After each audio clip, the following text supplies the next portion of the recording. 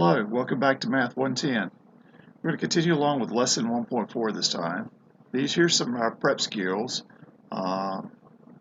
In this lesson, we're going to be working with exponents and understanding what exponents mean. So an exponent is a way to represent repeated multiplication. For example, if I multiply 4 times 4 times 4, it gets cumbersome to write all the multiplication symbols in there. So I'm just going to write that as a 4 to the third. This means I'm multiplying 4 times itself 3 times. So here's another example. 2 to the fifth, that means that I went 2. Here is a number symbol for multiplication you'll see in math a lot. It's just the dot sign right there. 2 times 2 times 2 times 2 times 2, or 1, 2, 3, 4, 5. Multiply 2 by itself 5 times. 2 times 2 is 4, times 2 is 8, 16, 32. So we could also do a negative numbers or just anything that's inside parentheses. This means multiply that by itself. So multiply negative 4 by itself 4 times. Negative 4 times negative 4 times negative 4 times negative 4. Negative and a negative is a positive. Negative and a negative is a positive. So the overall answer is positive 256. If I wrote this as minus 4 to the fourth, this means I'm subtracting the 4 times 4 times 4 times 4. So I have to be very careful when I'm writing this. Do I mean to write negative 4 by itself, multiply negative 4 times itself, or just 4 by itself? So here's the negative 4, and then here's just the 4, but I'm subtracting what's left, so that's negative 256. We can treat fractions the very same way. 1/5 squared is 1/5 times 1/5. If you recall from fractions, we do multiplications. We're doing the tops, then multiplying the bottoms. 1 times 1 is 1. 5 times 5 is 25. Our second skill that we're going to work with is use order of operations. So when we have a group of agreed upon rules that allow us to write calculations involving more than one operations without always having to use parentheses to indicate which operation to do first. Here's what the general list of rules are. We're going to do parentheses first. Anything in parentheses we're going to take care of. Then we're going to do exponentiation, exponents. Then we're going to do multiplication or division. And then finally, the things we're going to do is add and subtraction. Many of you may have heard that expression, please excuse my dear Aunt Sally. To get the parentheses, please excuse exponents, my dear multiplication and division, Aunt Sally for addition or subtraction. So how are we going to do this? I'm going to look at some expression where it has just a mixture of things to do.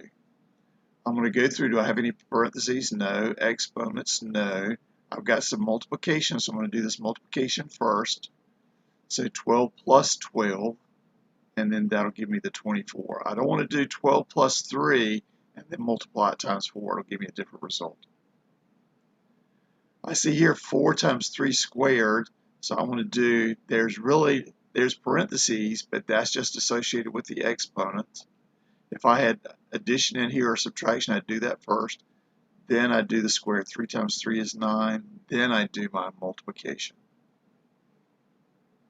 Here's another mixed one, 81 divided by 12 minus 3. I do have some things inside the parentheses that I need to take care of first. So I start back over again inside the parentheses with all of this. Do I have any other parentheses? Do I have anything to exponents? So here I just have the addition and subtraction. 12 minus 3 gives me the 9, and then 81 divided by 9 is 9. Here I don't have any parentheses, so I'm going to look here. I want to do my multiplication and division first. Division before multiplication because it's to the left, so I'm going to do these left to the right. 8 divided by 4 is 2, and then 2 times 6 is 12. And then I'm going to do the 52 minus the 12 is the 40. So here I'm going to do, for operations that live at the same level, work from left to right. These live at that same level, so I'm just going to work left to right for those.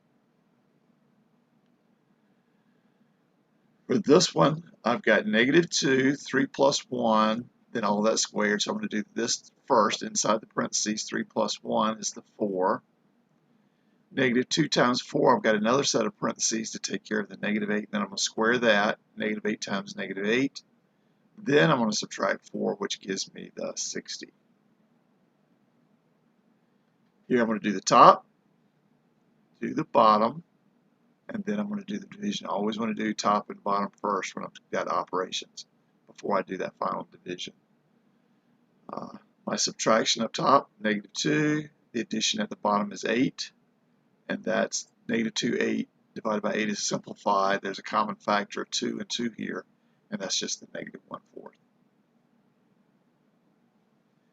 The distributive property, we have to look at that. The distributive property is a method for multiplying some factor by sum or difference without performing the addition or subtraction first. So the factor is multiplied by each of the terms inside the parentheses.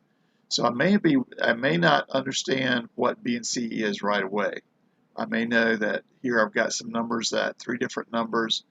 A may be there. We may know what A is or not. But anyway, I want to do this multiplication first. And if I do that, I have to do the distribution, the distributive property. If I want to remove this parentheses with this in front of it, I have to go A times B, that's AB, and then plus A times C. If I had AB but minus C, A times B minus C in parentheses, I would have AB minus the AC. And then once I got these numbers, I would have to be careful with those signed arithmetic as well. A times 3 minus 5. 3 minus 5 gives me my negative 2. And then I could do that, but I could also do 8 times 3, the 24, and then 8 times negative 5, negative 40. This was negative 8, I would have negative 24 plus 40. And then once I did that, I could do the 24 minus 40 is the negative 16. This one I would have done by myself. I would have automatically done the 3 minus 5 is the negative 2 times 8 is the negative 16. Here I would, in many cases, I would like to distribute. I've got a y plus 6, and we'll look at some basic algebra as we go through the course. Here I'm going to multiply through here. I don't know what y is. That stands for a number. I'm just waiting around for somebody to tell me what it is. And then I get 4y plus 4 times 6 is 24. I distribute. Same thing here. Negative 4 times 2, negative 8x. Negative 4 times negative 8. Negative times the negative is my positive. And then I get my 32. So here's some other ones for you to work on. Pause, take a look at them, see if you understand it, maybe review some, and then continue on after that. Okay, so lesson 1-4, they've entitled Avoiding Empty Pockets. So we're going to have to deal with a little money as we go through. And here is some basic terminology that we want to work with. Let's put me down here at the bottom. So this is what you will have to deal with all throughout life. Interest. Interest is a fee paid for the use of someone else's money. It may be, if it's your money, you put it in a savings account, the bank's going to give you interest.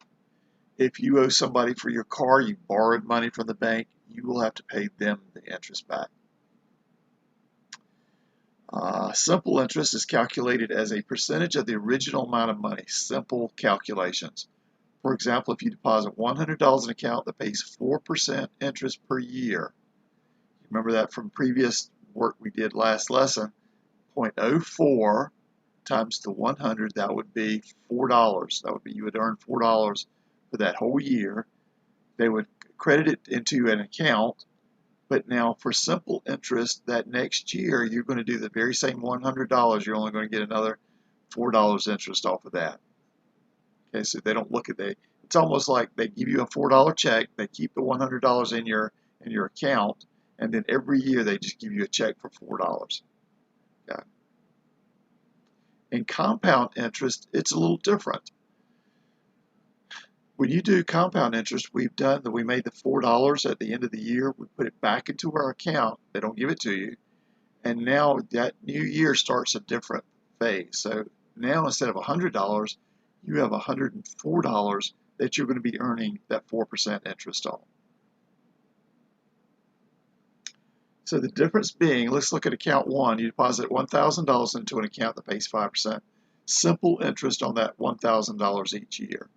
And then we're going to look at account 2. You deposit $1,000, that pays 5% of the account balance at the beginning of the current year in interest each year. So at the end of that year, they're going to credit you for the next year your interest. So when we're going to compute these things, we're going to have finding the simple interest on the amount of money. You multiply the original amount by the interest rate and the amount of time. So for that 4% of the 100, you get $4 for like 10 years, you make $40 interest. For compound interest, we're going to have to calculate simple interest for the first year and then add it to the original year to get the new balance back. Okay. So let's go back to that question here and let's see what it would do in account 1 and account 2. And I'm going to break out of our slides. I'm going to go to our Excel. So if I had $1,000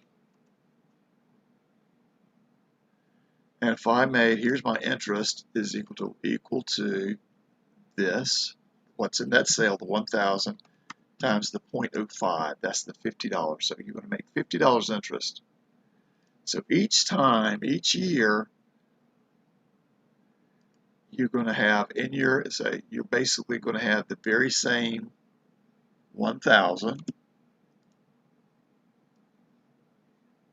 You're always going to have that previous amount, and then you're going to add equals this plus 50. So whatever your previous one, you've got that. So I'm going to start from here. So now you've got 150. The next year, 200, 250, 300. So at the end, you will have your total. I'll go down here and say total is equal to that original account. This is not earned, so this is still that very same 1,000 plus 13, the total over those years, 1,300.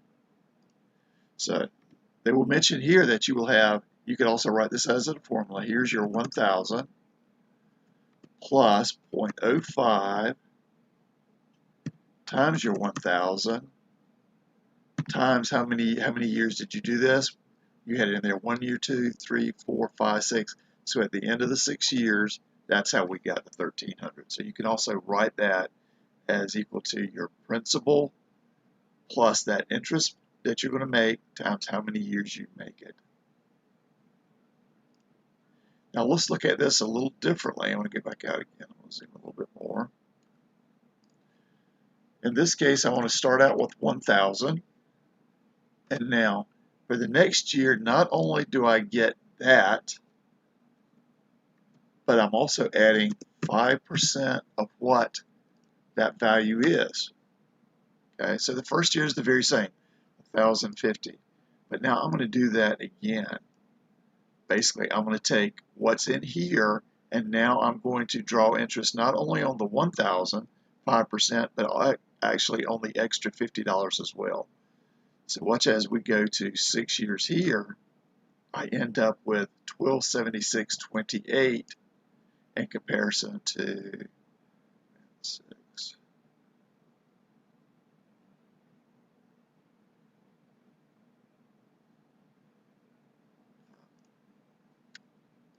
This is actually going one more year because of the way I set this up. Here was just I added this first year. This was the end of the first year. And now this is the end of the first year, and then went down 6 years above that. You would have $1,340 and 10 cents. So we earned actually an extra $40 and 10 cents.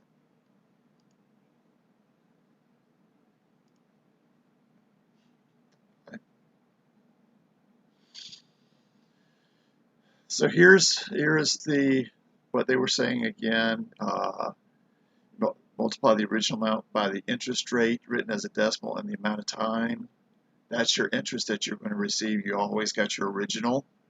And then compound interest, I always get the original, but I'm always adding interest at the end of the year, and then I'm making interest off of that interest, and that continues to grow, and that really can get big over the years. So here's some class activities I'd like to look at. Here's a key observation about the repeated multiplication that occurs when finding a value of account 2. Repeated multiplication be expressed more concisely using an exponent. So when I did that 1,000, I pulled down and I said multiply that times 1.05, multiply everything by 1.05, all of this by the 1.05 for each year as we go. And we could represent that at time 7 years as 1.05 because I'm doing the original plus 5% interest on that at the end of the year. And then I want to do that 1.05 7 times. So that's the principal, 1 plus the interest rate and as a decimal raised to the time, how long it's going to be in there. So if we did this multiplication, we'd get 140710 at the end of 7 years. Let's go through, go back here, and let's run one more, 140710.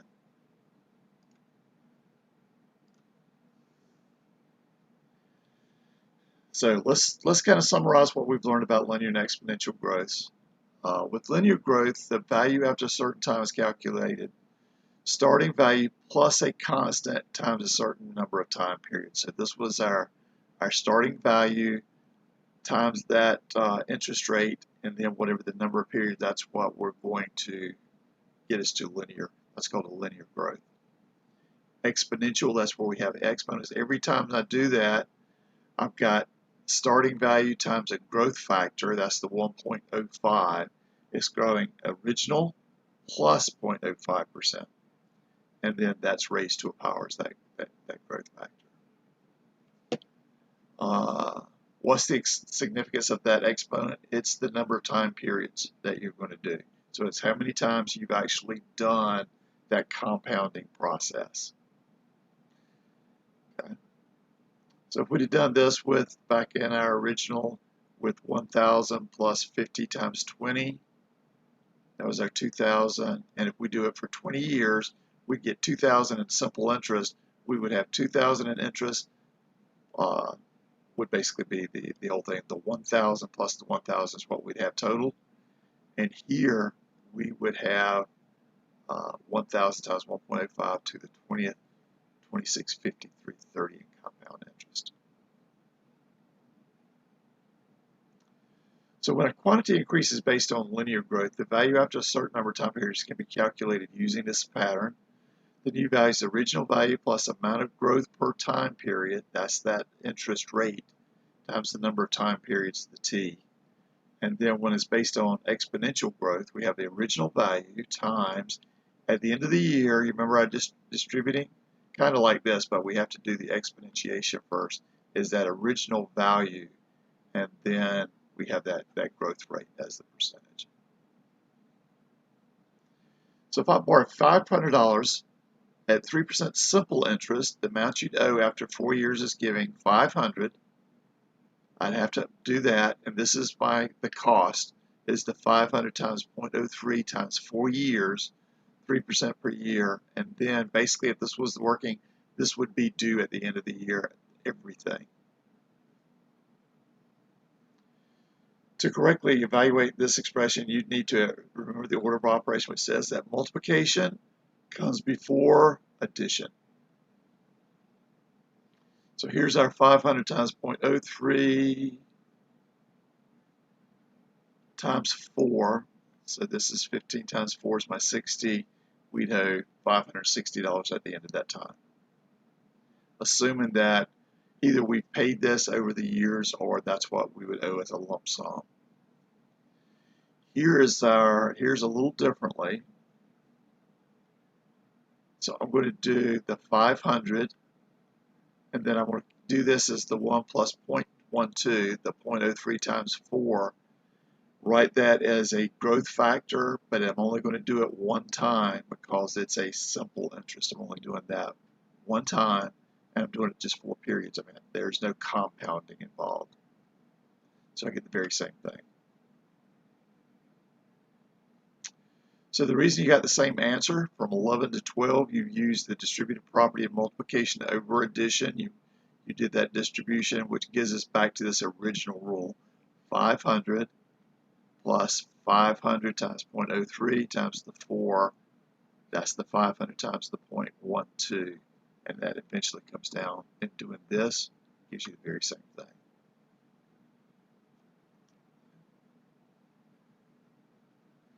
So that's the end of this lesson. I hope you found it informative. Hope you have a good day, and I will see you next time.